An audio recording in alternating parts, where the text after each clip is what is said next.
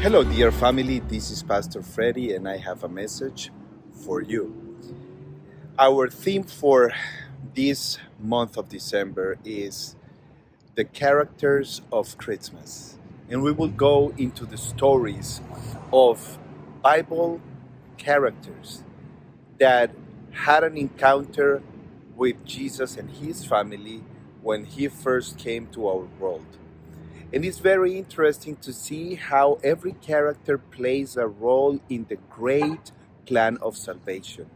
How God has chosen the individuals that are least expected to make it.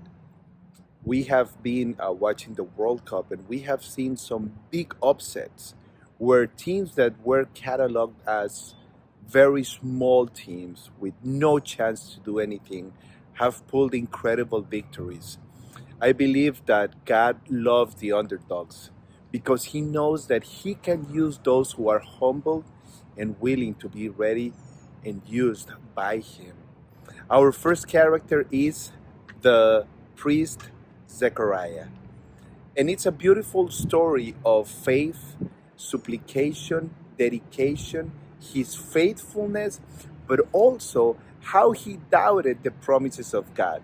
Imagine this: you have prayed your whole life for God to give you something that you really want with your whole heart.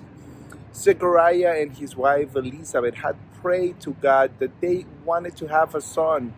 They were as elderly as probably Abraham and Sarah.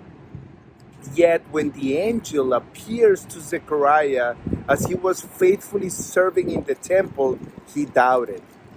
The consequence?